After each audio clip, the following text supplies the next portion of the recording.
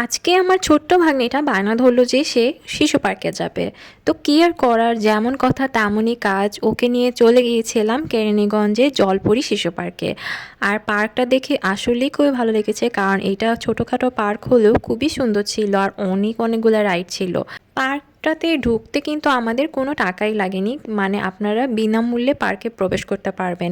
কিন্তু রাইডগুলোর জন্য কিন্তু অবশ্যই চার্জ দিতে হবে, প্রত্যেকটা রাইডেই আলাদা আলাদা চার্জ রয়েছে, সেগুলো অবশ্যই দেখে নেবেন। আর সেই চার্জগুলো হচ্ছে 50 টাকা থেকে 100 টাকার মধ্যেই ছিল, কিন্তু এখানে কিন্তু 20-22টার মতো রাইড ছিল, মানে ছোট বাবুদের জন্য। আপনারাও চাইলে বড়রাও উঠতে পারেন, কোনো সমস্যা নেই।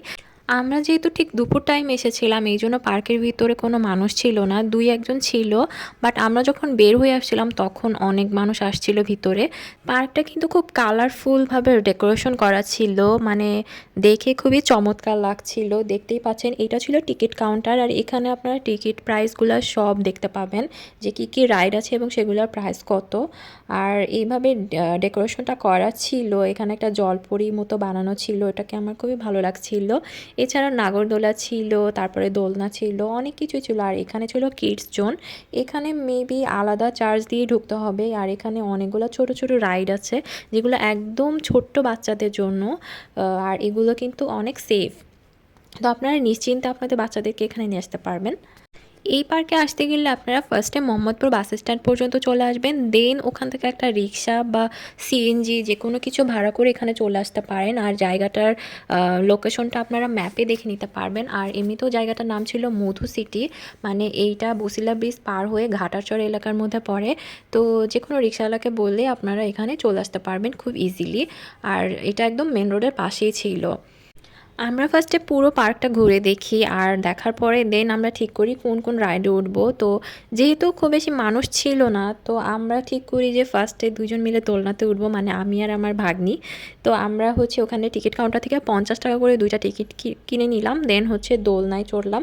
আর যেহেতু আমরা দুজন ছিলাম আর কেউ ছিল না, তো অনেকক্ষণ ধরে আমরা দোলনায় চড়তে পেরেছিলাম, ওরা অনেকক্ষণ ধরে এটাকে চালু করে রেখেছিল, তো বেশ মজাই লাগছিল। আর দোলনার এই চেয়ারগুলো একদম ওয়াটারমেলনের মতো ছিল, তো মজা লাগছিল। দেন আমার ভাগ্নে বায়না করলো যে ও আরেকটা রাইডে চড়বে, তো সেটার জন্য আমি আবার 50 টাকা দিয়ে টিকিট কাটলাম। দেন ও ওই রাইডটাতে ওঠার জন্য চলে যাচ্ছিল। আমি আর এই রাইডটাই চড়ি নাই, কারণ এটা একেবারে বাচ্চাদের জন্যই ভালো মানাবে। তো ও হচ্ছে ওখানে গিয়ে ইচ্ছা মতো জাম্পিং করেছে। তো ও অনেক টায়ার্ডও হয়ে গেছিলো, কারণ কতক্ষণ আর জাম্পিং করবে বলেন। তো এইটাই ছিল রাইডটা, খুবই মজার। আমি কিছুক্ষণ ওয়েট করলাম, তো এগুলাই করলো। অনেকক্ষণ এভাবে লাফিয়ে লাফিয়ে বেচারি খুব টায়ার্ড হয়ে গেল। দেন আমরা এই রেস্টুরেন্টটাতে চলে গেলাম, এটা ঠিক গেটের পাশেই ছিল, আপনারা আসলেই বুঝতে পারবেন। তো এখান থেকে হচ্ছে আমরা একটা ঠান্ডা কিছু অর্ডার করব ভাবলাম ফার্স্টে। তো আমরা হচ্ছে চকলেট মিল্কশেকটা অর্ডার করলাম। আর এখানে খাবারের প্রাইস খুব বেশি ছিল না, মোটামুটি রিজনেবল ছিল। আমাদের দুইটা হচ্ছে চকলেট মিল্কশেকের প্রাইস ছিল 200 টাকা, মানে এক একজনের 100 টাকা করে। এইটা ছিল রেস্টুরেন্টের মেনুটা, আপনারা এখান থেকে দেখলেই বুঝতে পারবেন এখানে সব কিছুর প্রাইস কেমন ছিল।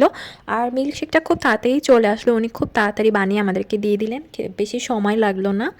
তো আমরা মিল্কশেকটা খেলাম, অনেক মজা ছিল এটা। দেন হচ্ছে আমাদের একটু খিদা খিদা ছিল, যেহেতু লাঞ্চ টাইম, তো আমরা ঠিক করলাম যে আমরা পিৎজা খাবো। তার মধ্যে এই পিচ্চিটা চলে আসলো, এসে মাও করতেছিল। তো ও আসলে অনেক আদুরে একটা বিড়াল, ও খিদা লেগেছিল, এই জন্য হয়তো বা এখানে এসে ডাকাডাকি করছিল। এখন আমাদের পিৎজাটাও চলে এসেছে, আর এই পিৎজাটা কিন্তু খুবই ইয়াম্মি ছিল, পুরো চিজ দিয়ে ভর্তি ছিল। আর এটার প্রাইস ছিল মাত্র 150 টাকা। তো আমরা দুইজন খেয়েও শেষ করতে পারছিলাম না, পিৎজাটা অনেক বড় ছিল। আমার আজকের ব্লগটি এই পর্যন্তই, আশা করি আপনাদের ব্লগটি ভালো লেগেছে। ভালো লাগলে কিন্তু অবশ্যই লাইক কমেন্ট শেয়ার করতে ভুলবেন না। আর আমার এই ছোট্ট চ্যানেলটিতে প্লিজ একটি সাবস্ক্রাইব করে দিবেন, তাহলে আমি অনেক হ্যাপি হয়ে যাব। সবাই ভালো থাকবেন, আল্লাহ হাফেজ।